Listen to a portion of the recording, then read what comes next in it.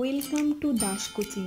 এখানে শিক্ষামূলক ও তথ্য নির্ভর ভিডিও দেখতে এক্ষুনি আমাদের চ্যানেলকে সাবস্ক্রাইব করে নোটিফিকেশন অন করতে পাশের বেল আইকনটি প্রেস করে দিন আর পেয়ে যান আমাদের আপলোড ভিডিওগুলির দ্রুত নোটিফিকেশন। আজকে আমি ফ্রিকোয়েন্সি ডিস্ট্রিবিউশন বা পরিসংখ্যান বন্টন কিভাবে করতে হয় তা করে দেখাবো। তো আজকে তার মধ্যে আমরা কিছু স্কোর নিয়েছি। সেই স্কোরগুলোর মধ্যে দেখো, নিশ্চয়ই তোমরা দেখতে পাচ্ছ স্কোরগুলি। তো সেখানে প্রথমে এরকম কোনো স্কোর দেওয়া থাকবে কোশ্চেনে। সেই স্কোরগুলো থেকে আমাদের প্রথমে কি কাজ করতে হবে সেটা আমরা দেখে নেব। ফ্রিকোয়েন্সি ডিস্ট্রিবিউশন বা পরিসংখ্যান বন্টন করতে গেলে কতগুলো নিয়ম মেনে করতে হয়।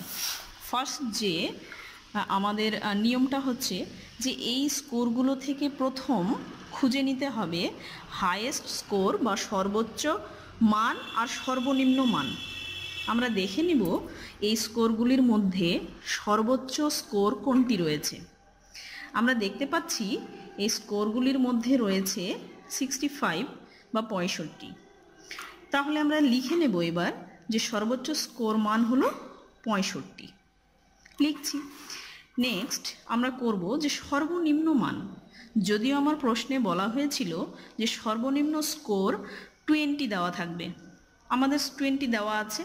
যদি না দেওয়া থাকে তাহলে আমরা সর্বনিম্ন মানটা এই স্কোরগুলো থেকে খুঁজে নেব। এখানে আমরা যেহেতু উল্লেখ করেছি তাই আমি 20 লিখব। এরপর আমাদের দেখতে হবে যে সর্বোচ্চ সর্বনিম্ন স্কোর মান হয়ে যাবার পর শ্রেণী সংখ্যা, যেটাকে আমরা শ্রেণী সংখ্যা কিভাবে বের করব, না কিনা শ্রেণী সংখ্যা অর্থাৎ নাম্বার অফ ক্লাস ইন্টারভেল দিয়ে শ্রেণীর প্রসার বা রেঞ্জ ডিভাইডেড শ্রেণী বিস্তার। তাহলে শ্রেণী প্রসারটা কত, না কিনা আমরা এখানেই, তাহলে আমাদের সর্বোচ্চ মান এবং সর্বনিম্ন মান লেখার পর আমরা শ্রেণীর প্রসার বের করব। সেখানে কত, না কিনা 65 থেকে 20 মাইনাস করতে হবে। তাহলে 20 মাইনাস করলে আমরা পাবো কত, দেখে নাও, 45। ঠিক আছে। এরপর আমরা শ্রেণী সংখ্যা বের করব। শ্রেণী সংখ্যা বের করা মানে শ্রেণী প্রসার হয়ে গেল। তাহলে শ্রেণীর প্রসার কি, না কিনা 20, আমরা কত পেলাম, 20 থেকে 65 মাইনাস করে 45। তাহলে আমরা 45 নিলাম। এবং শ্রেণী বিস্তার, আমাদের পূর্বেই বলা হয়েছিল যে শ্রেণী বিস্তার বা শ্রেণী ব্যবধান ছিল 5, তাহলে আমরা 5 নিলাম। যেহেতু প্রশ্নে বলা আছে, যদি প্রশ্নে বলা না থাকে তাহলে আমরা শ্রেণী ব্যবধানটা বা ক্লাস ইন্টারভেলটা ধরে নিতে পারি। তাহলে এটা ডিভাইডেড করব সঙ্গে +1। তাহলে আমরা সরাসরি দেখব যে সেখানে 9 হচ্ছে। 9 অর্থাৎ 9 + 1 = 10। তাহলে আমাদের শ্রেণী সংখ্যায় দাঁড়াবে 10, অর্থাৎ 10টা ঘর পর্যন্ত শ্রেণী সংখ্যা হবে। এরপর আমরা এরকম কতগুলো ঘর নিয়ে নেব। তো কতটা ঘর নেব সেটা আমরা বুঝতেই পারলাম যে 10 ঘর নিতে হবে। সেখানে স্কোর আসলো। তাহলে আমরা প্রথম কি দেখলাম যে স্কোরগুলো লিখতে গেলে কিভাবে লিখতে হবে, যার শ্রেণী ব্যবধান অলরেডি বলা হয়েছে যে 5 ধরে নিতে। তাহলে 20 থেকে আমি যদি 5 ধরি ইন্টারভ্যাল তাহলে হবে 24। কেন, যে 20টাও একটা স্কোর, 24টাও একটা স্কোর, অর্থাৎ 24। তাহলে কি হলো যে 20, 21, 22, 23 অ্যান্ড 24 কত হলো 5। তাহলে 5 ইন্টারভেল অর্থাৎ 5 ধরে আমরা করলাম। এরপর নেক্সট স্কোরগুলো এভাবেই আসবে। তাহলে 25 থেকে আমাদের নেক্সট কত হবে, নাকি না 29, 30 থেকে 34, 35 থেকে 39, 40 থেকে 44। তোমরা দেখে নাও, এভাবেই করতে হবে। এরপর মানে আমরা হাইয়েস্ট স্কোর পর্যন্ত চলে যাব।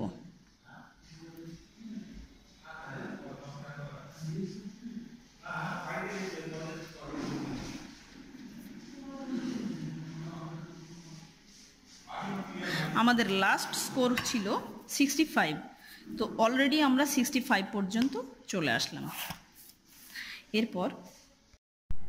এরপর আমরা কি করব, আমি এরকম করে ঘরগুলো করে নিলাম, করলে খুব সুন্দর হবে, আমাদের খাতা ভালো লাগবে সেই জন্য করা। যাই, এরপর নেক্সট হবে কি, আমরা প্রথম ঘর থেকে দেখব ট্যালি মার্কটা কিভাবে করতে হয়।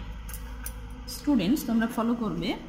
এই আমি স্কোরগুলোতে আসলাম, এই স্কোরগুলোর মধ্যে আমি এইভাবেও করতে পারি, রো অনুযায়ী, আবার কলাম অনুযায়ীও করতে পারি। আমি যাই হোক, আমি কলাম অনুযায়ী করছি, তোমাদের ইচ্ছে তোমরা যে দিক দিয়েই করবে। তাহলে 25 অর্থাৎ 25টা কোথায় রয়েছে, তাহলে আমাদের দেখতে হবে যে 25 আছে, 25 থেকে 29 এই ঘরে। 25টাকে আমি কি করলাম, কেটে দিলাম। তোমরা এটাকে 25টাকে এখানে কেটে দিয়ে লিখলাম এখানে 1। নেক্সট 30 কোথায় রয়েছে, এবার 30টাকে কাটলাম, কেটে দেখলাম যে 30 এই ঘরে রয়েছে, তাহলে এখানে একটা। নেক্সট 39 কোথায় আছে, 39-এর ঘরে। নেক্সট 20 কোথায় আছে, 20টাকে কাটলাম, এই কাটার উদ্দেশ্য হলো যেন আমি রিপিট না গুনে থাকি। তারপরে নেক্সট আছে 28টা কোথায় হবে নাকি না 25 থেকে 29-এর ঘরে, 2 বার হলে দুটো ট্যালি, তাহলে 28টাকে কেটে দিলাম। নেক্সট হলো 35, তাহলে 35টা কোথায় আছে, কেটে দিয়ে এই যে এখানে আছে 45, তাহলে 45 কোথায়, এখানে। 50, এরপর 50টা কেটে দিয়ে 50-এর ঘরে। তারপর আছে 44টা আছে এই ঘরে। তারপর আছে 49টাকে কেটে এই ঘরে। এরপর আছে 60, তাহলে 60টাকে কেটে আমি দেখলাম নিচের দিকে আছে। তারপর 57, 55 থেকে 59-এর মধ্যে আছে 57, তাহলে এখানে পড়লাম। নেক্সট আছে 42, তাহলে দেখো 40 থেকে 44-এর মধ্যে রয়েছে 42। এরপর রয়েছে 37, তাহলে 37 কোথায় আছে, 35 থেকে 39-এর মধ্যে।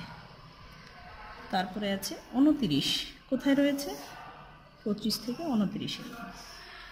আবার আছে 30টাকে কাটলাম 30-এর ঘর। এরপর আছে 39কে কেটে 39-এর। তারপর 57, এভাবে ক্রমাগত করতে হবে। 57টা কোথায় নাকি না 55 থেকে 59-এর মধ্যে। এরপর আছে 65টা একদম লাস্ট ঘর। তারপর 62, তাহলে 60 থেকে 64। এরপর আছে 25, তাহলে 25 থেকে 29 এখানে। তারপর রয়েছে 28। এইবার দেখো একটা প্রশ্ন, এই 25 থেকে 29-এর মধ্যে অলরেডি 4টা হয়ে গেছে, 4টা ট্যালি মার্ক। নেক্সট আসবে 28 নাম্বার, তাহলে এখানেই হবে। তখন আমরা করলাম কি, যে 4 নাম্বার হয়ে যাবার পর 5 নাম্বার ট্যালি মার্কটা আমরা ক্রস করে কেটে দিলাম, এটা হলো 5। ঠিক আছে, আমরা এরপর যদি কখনো হয় তাহলে আবার আলাদা করে আমরা ট্যালি করব, তাহলে হয়ে গেল। এরপর 43টা 44-এর ঘরে। তারপরে 48-এর ঘরে। এরপর 50-এর ঘরে। এরপর আছে 22, তাহলে আমরা প্রথম। এরপর আছে 55, তাহলে আমাদের 55 এখানে। এরপর আছে 41 কোথায়, 40 থেকে 44-এর মধ্যে। তারপর আছে 35 কাটলাম, এই যে আবার 4, তাহলে আমরা করলাম কি, আবার 5 নম্বর ট্যালিটাকে ক্রস করে কেটে দিলাম। তারপর আছে 57টা 55 থেকে 59।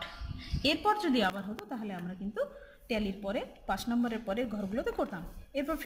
তাহলে এরপর আমরা এই ট্যালিগুলো পেয়ে গেলাম।